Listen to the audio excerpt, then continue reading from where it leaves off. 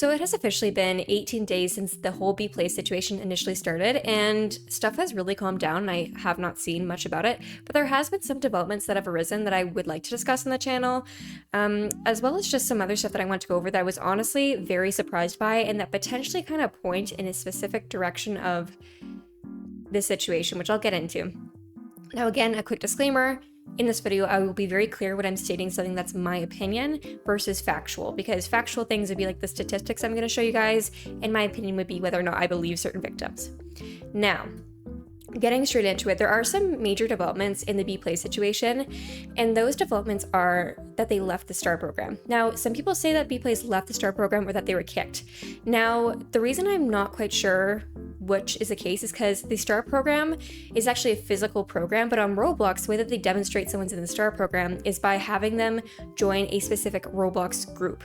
Now, this group is reserved for people who are STAR creators on Roblox, and no random person can join it. And so when I was looking at BeaPlays' account, I noticed that they are no longer in that group. And that is something that I mentioned, I believe, in a previous video. But at first I just assumed maybe they're just taking a break. But then I noticed that on their profile, they actually had their verification badge removed. Now, if you don't know, this is a massive deal in the Roblox community. Now, very quick background context, verification badges, there's kind of two variants. There's the original verification badge, which was given to popular YouTubers like Flamingo, YouTubers like that, right? Like just really big YouTubers. I only really watch Flamingo, I'm so sorry, guys. But those badges were given to those creators to ensure that people couldn't impersonate them, and also just to recognize them on the platform. And then there was a secondary wave of badges which look the exact same. Keep in mind, they're not different looking, but there is another round of badges that was released, I believe, a year ago, where basically Roblox has been giving popular developers or influential figures that maybe aren't video stars but are influential to Roblox, giving them badges to help with identity verification and stuff like that, so people aren't getting scammed or taken advantage of. And so there's basically two kind of niches where popular game developers can get a badge, people who've contributed to Roblox, and then you have the people who are celebrities on Roblox. Now, these badges look the same. They're this little blue check mark, not to be confused with the verification badge in the Roblox Talent Hub or Developer Forum, whatever you call it. That is a separate thing. That's not related to this. But anyways, getting back to the point, basically, BeaPlays' badge is gone. And if you don't know, it is notoriously hard to get your badge taken away in Roblox. People who have been proven time and time again, proven developers who have done horrific things to kids have kept their verification badges, and only recently have been getting banned due to the whole controversy with online safety on Roblox. And typically, it takes a massive public outcry with several really, really large creators or news stations reporting on the situation for a creator to lose their badge. That's the reality, is that a lot of the times really bad people get to keep their badges on Roblox and they rarely get banned. Now, with that in mind, right, BeaPlays hasn't come out and said anything about the situation, but I think it is very interesting that their badge is gone. Because when I looked at the badge criteria page, which I'll put a screenshot on the screen for you guys, but when I looked at that page, it highlights what you can do to get taken out of the program. One of which is copyright infringement. So if you're re-uploading Nike logos, I don't know, Adidas stuff like that, you can get kicked out because that's a liability thing for Roblox. And then there's also stuff like violating their terms of service, things like changing your username or display name or group name. But in this case, if the group was verified, that would count towards the group name being changed, but it's BeaPlays' account that had the verification badge, and they didn't change their display name and they didn't change their username. So in my mind, the only thing that I could think out of this list would qualify in the situation, in my opinion, is the violation of Roblox's terms of service. Which terms of service was violated? I don't know. We can speculate, but at the end of the day, nothing's been fully released by Roblox. And I'm honestly just very shocked that their badge is taken away. I'm sorry to get ranty on here, but it's notoriously hard for people to get through to Roblox and have them remove people's badges, especially when, not to say the claims aren't true, but when the claims haven't been fully substantiated yet. So I'm honestly curious, did Roblox do this? Did BeaPlays maybe manager submit a request to have their badge taken away? But even then, I've seen people say, oh no, BeaPlays left the program because they're leaving YouTube. But the thing in my mind that I'm thinking is, if you are being attacked online, viciously attacked, and people are saying rumors about you, and some of which may be true, some of which may be false, in what world does it make sense, especially when your avatar isn't like super, not necessarily, I'm not saying their avatar isn't cute or anything, but it's not super unique. Like all the clothing they're wearing can easily be purchased by anybody and just worn on Roblox, right?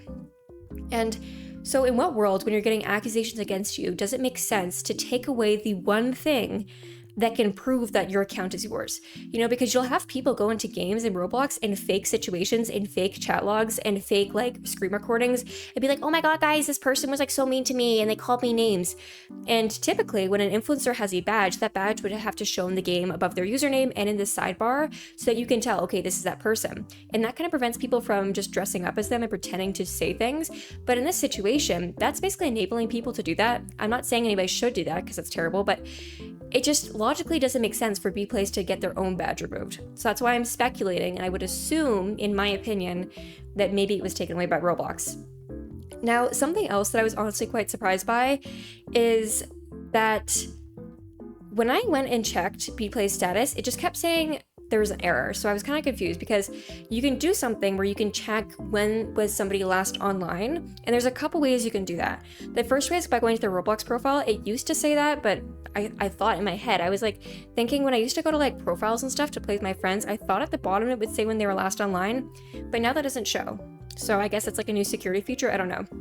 So then I went to Rollimons because somebody told me you can see like game history on there. And so I thought, oh, maybe you could see player history, and you can. And it also wouldn't show when they're last online. And then I went as a last resort to a game called Friend Checker, which is basically a game that shows you like how rich your friends are and stuff like that. And it also couldn't identify when BeaPlays was last online. I don't know what to do with this information, but I honestly was curious if they've been online since the whole situation. I would assume they've probably taken a break, but at the end of the day, if your income relies around this kind of stuff, it's a hard situation to be in. I don't know what you do. Now, the other thing that I heard some people speculating about was, I believe this is fake. I want to be very clear. I don't think this is true, but I did see some speculation on Twitter that people said that BeaPlays showed up to the RDC 2025 event, which is the Roblox Developers Conference. Now, this is basically an event where all these famous people on Roblox, game developers, YouTubers, public figures, they all kind of get together and they talk about Roblox updates. Now, I will make a separate video on the Roblox safety issue and that stuff because I think it's very interesting. Which, side note, they wouldn't let people record the Q&A with the CEO, which very telling. But people were spreading rumors that allegedly BeaPlays showed up and was denied entry.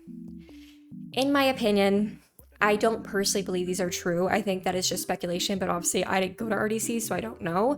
But BeaPlays is, I believe, residing in the UK, so it doesn't really make sense for them to fly all the way to the US for this event.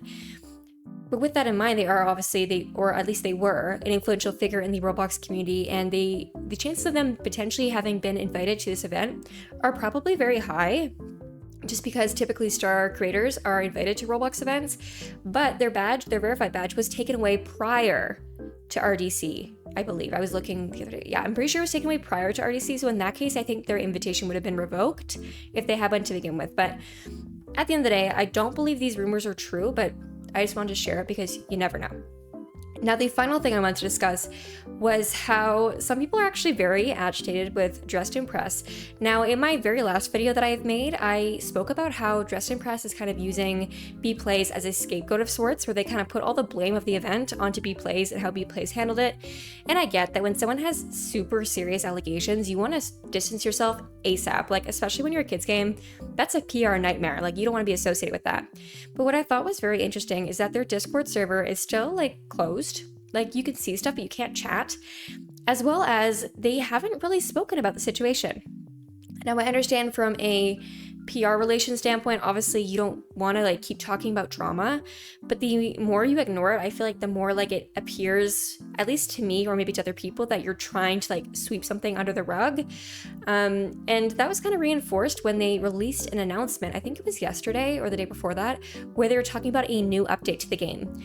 Now, prior to that, I was assuming, okay, maybe they're like taking time to write something, to investigate, to come to a conclusion, but it seems like their investigation is done, and I guess the allegations were enough for them to have a full scope of the situation. But I just feel like it's very bizarre as a massive game to not release like an actual full-length file after this whole investigation that they apparently did was completed.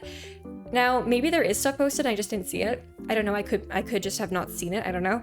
But it's weird to kind of just put an update out there and just act like everything's fine while the server is still actively shut down, because in my opinion, you know that if you open it up, that's all people are going to be talking about because it hasn't been resolved. You can just not talk about it and pretend like it doesn't exist, but that doesn't mean the problem's solved. The problem's still there. It's just being swept under the rug, which I don't necessarily feel like is the appropriate way to handle this. I think games on Roblox typically get a lot of slack and they can get a lot of hate for really dumb reasons. But in this situation, especially when your game is geared towards young kids, I think it is crucial to talk about something that's happened and just talk about how it's not going to happen again. At the end of the day, as a game, you're not responsible for choices and actions of people outside of the game, but you are responsible of, if you employ them, you continuing to give them power and to continuing to give them a platform. And there needs to be some sort of game plan of how this is not going to happen again, because it's been a track record of various people in positions of power in this game being deplorable people. Like, it's not just one person. There's been lots of accusations and lots of people who've been let go. And there has to be some sort of like screening system to avoid this. I believe I saw a tweet or a message saying they were only going to be like hiring 18 plus for moderation, which that's fine. Cool, that's a great step. But at the end of the day, people who are adults are typically the ones who are, you know, preying on people who are younger than them. It's usually not like a 13-year-old who's doing that. Not to say they can't, but typically it's older people who could do that. So unless you're properly screening people, it doesn't matter how old they are. People of any age can be terrible people. And as a game, it's your responsibility to be checking their backgrounds and making sure they're not literally crazy. But I digress. I've never owned a game. I've never run anything like that. I don't have any experience with this kind of stuff, so it's easy for me to just sit here and be like, bah, bah, bah, bah, bah, bah, don't do this, don't do that, blah, blah, blah.